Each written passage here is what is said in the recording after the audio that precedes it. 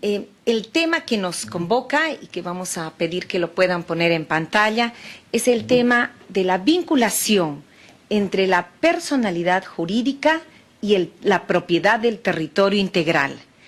¿Por qué? Porque sin ese reconocimiento de la personería jurídica, lamentablemente, se impide en la práctica el ejercicio y la defensa de los derechos de los pueblos indígenas.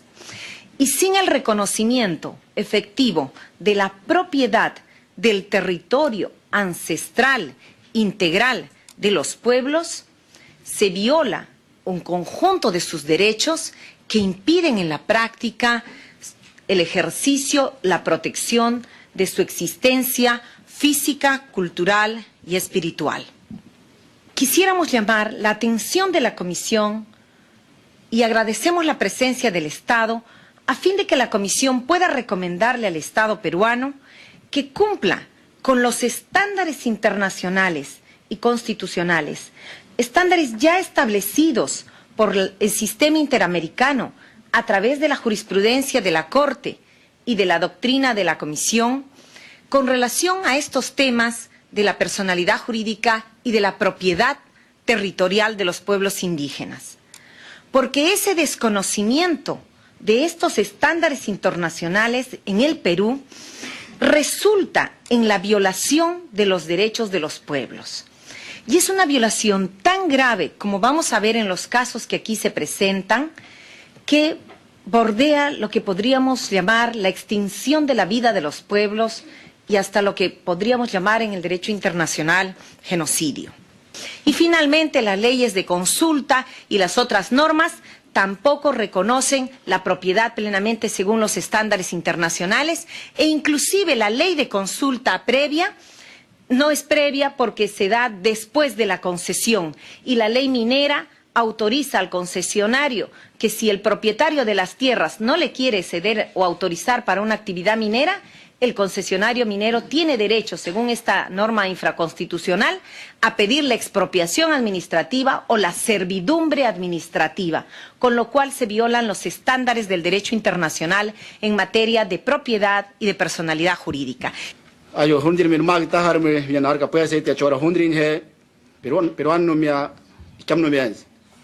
Nuestro pueblo existe desde antes del Estado, está ubicado al norte de la Amazonía del Perú, en la frontera con Ecuador. El Estado no quiere reconocer nuestra personalidad jurídica como pueblo originario o nacionalidad achuar del Perú, sino solo como comunidades nativas. Observemos en este mapa que todo este espacio es nuestro territorio ancestral, que vivimos en ese territorio. En ese territorio existen muchos recursos naturales y dependemos de ella, es nuestra subsistencia diaria. Actualmente el Estado ha reconocido 17 comunidades, pero en forma fragmentada, en términos de cesión de usos. Pero nosotros como pueblo achuar, nuestra demanda hacia el Estado es que el Estado peruano que nos reconozca a nuestro territorio integral, incluyendo todos los recursos naturales del suelo y subsuelo. Años anteriores, y sigue viniendo problemas que afectan a la sociedad achuar, con la presencia de las empresas petroleras. Pero el pueblo achuar mantiene su posición firme de defender sus derechos territoriales, sus derechos colectivos, impide a las empresas petroleras. En los años anteriores, varias empresas petroleras, ya sea Talismán, Oxy, Arco, nos han insistido a entrar en nuestro territorio, pero el pueblo achuar impidió, expulsó a esas empresas petroleras. Refiriendo al lote 64 que está ubicado dentro de nuestro territorio ancestral. A esas empresas petroleras que entraron anteriormente no ha hecho ninguna consulta con nosotros. Pero actualmente Petroperú quiere realizar actividades, sacar petróleo del lote 64, destituye Central 2X y 3X. Ha hecho convenio con Geopar, pero no ha hecho ninguna consulta. Prácticamente desconocemos el acuerdo que ha hecho Petroperú con Geopar. El Estado viola nuestros derechos territoriales, nuestros derechos colectivos. Y pedimos ante esta instancia que Petroperú no realice ninguna actividad petrolera dentro de nuestro territorio ancestral. Con esta es ya segunda vez pedir la misma solicitud de anterior, que el Estado peruano que nos reconozca nuestro territorio integral y como pueblo originario o nacionalidad achuar, porque nosotros somos autónomos. Gran problema que está pasando actualmente o en los años anteriores, el Estado peruano no cumple su función, su responsabilidad. En otros lugares, otros pueblos indígenas amazónicos están sufriendo por el impacto ambiental, por el impacto social, y ellos no dan cuenta y no se preocupan el Estado peruano. Son seres humanos, no son animales. Tenemos el mismo derecho. En esta comunidad, y nosotros hemos decidido hacer una tranquera de control para que esta gente no ingrese a nuestra propiedad, a nuestro territorio. Y lamentablemente nosotros hemos sido denunciados por estas dos empresas, porque nosotros, a través de una reunión, nosotros tomamos decisión. La Asamblea General es la máxima autoridad en pueblos indígenas. Y es así, señores comisionados y señores del Estado, nosotros hemos llegado al Tribunal Constitucional. ¿Para qué? Para que nos den nuestra autonomía. Este Tribunal Constitucional nos dio. Ahora, ganando la sentencia del Tribunal Constitucional, ¿y qué pasa ahora? Ahora, con no ejecutar la sentencia en Perú, ¿qué han hecho? Han ingresado más. Y es así que, señores, la depredación sigue aumentando y los niños y las mujeres en la comunidad están contaminados con el mercurio. Que no solamente estoy aquí por primera, sino por dos veces, y quiero que se cumpla el respeto y la autonomía de nuestros pueblos. Y en la era colonial tenemos un título del año 1714 que nos reconocieron como pueblo de indios de San Juan de Cañaris. Y en la era republicana, también del año 1956, el Estado nos reconoció como comunidad indígena San Juan de Cañaris. Y durante la reforma agraria tenemos también aquí que nos cambió de nombre como comunidad indígena a comunidades campesinas.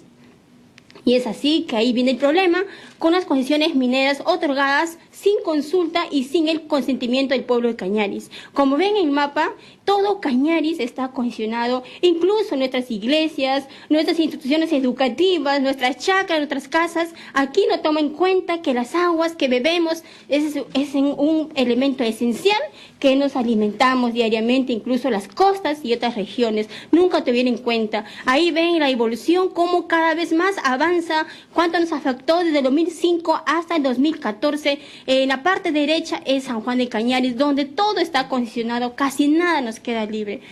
Nuestro petitorio es que el Estado no nos reprima por haber rechazado el megaproyecto minero, y que el Estado respete nuestra decisión y formas de vida. El Estado que no concesione más no dé más concesiones ni otorgue nuevas concesiones sin el consentimiento libre, previo, informado a nuestra comunidad de Cañaris. Muchas gracias, que mi venida no sea en vano, sino que tome en cuenta. Gracias. Queremos empezar rechazando categóricamente, lamentamos que estas expresiones se realicen de manera tan general ante la Comisión Interamericana, pero tenemos que rechazar categóricamente que exista una política del Estado orientada a la extinción de la vida de los pueblos indígenas y que incluso se insinúe que puede haber alguna tendencia por parte del Estado peruano hacia el genocidio. Sabemos perfectamente que lo que se ha planteado es una afirmación de carácter general sin mayor sustento, y esperamos que así sea recogida o tomada también en consideración por parte de la Comisión Interamericana de Derechos Humanos. En nombre del Estado peruano, creo que vuelvo a ratificar lo expresado por nuestro procurador en relación al rechazo, digamos, de las expresiones de una política o de una posible política de genocidio en relación a los pueblos indígenas en el Perú.